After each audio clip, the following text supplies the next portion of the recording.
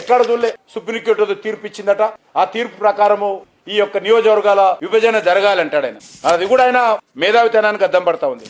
ఈరోజు మనం చేస్తా ఉన్నాను హైబ్రిడ్ నమూనా అంటే 50% ఏమో జనాభా ప్రాతిపదికన చేయాలంటాడు, 50% సీట్లేమో ఆ రాష్ట్రాల అభివృద్ధి ఆధారంగా అంటే ఎకనామిక్ ఇండెక్స్ ఆధారంగా, అదేవిధంగా జీడిపి వృద్ధి రేట్ ఆధారంగా సీట్లు పెరగాలంట. అది ప్రపంచంలో కూడా ఈ రకమైనటువంటి ప్రతిపాదన ఎక్కడ కూడా లేదు. ఎక్కడైనా వెనుకబడిన ప్రాంతాలకు రాజకీయంగా, సామాజికంగా, ఆర్థికంగా ప్రాధాన్యత ఇచ్చి ఆ వెనుకబడిన ప్రాంతాలను చేయూతనివ్వాలనుకుంటారు. నేను ఒకటే అడుగుతా ఉన్నాను, రేపు అసెంబ్లీ సీట్లు తెలంగాణలో ఎకనామిక్ ఇండెక్స్ ఆధారంగా, జీడిపి వృద్ధి రేట్ ఆధారంగా చేయాలనుకున్నప్పుడు మరి ఆదిలాబాద్ కు సీట్లు తగ్గిస్తారా అని అడుగు, ఖమ్మంకి సీట్లు తగ్గిస్తారా, హైదరాబాద్ రంగారెడ్డి జిల్లాలో మాత్రమే సీట్లు పెంచుతాడా అసెంబ్లీకి? ఈరోజు రేవంత్ రెడ్డి గారు చెప్పాలి. ఆ రకమైనటువంటి ప్రతిపాదనతోటే కాంగ్రెస్ పార్టీ రేపు పునర్విభజనకు సంబంధించినటువంటి కమిటీ ముందు వస్తారా చెప్పాల్సినటువంటి అవసరం ఉంది. రేపు తెలంగాణ అసెంబ్లీలో పునర్విభజనలో సీట్లు పెరుగుతాయి. సీట్లు పెరిగినప్పుడు ఆదిలాబాద్ గాని, కరీంనగర్ గాని, మెదక్ గాని, వరంగల్ గాని, ఖమ్మం గాని, ఆయన సొంత జిల్లా అయినటువంటి మహబూబ్నగర్ గాని,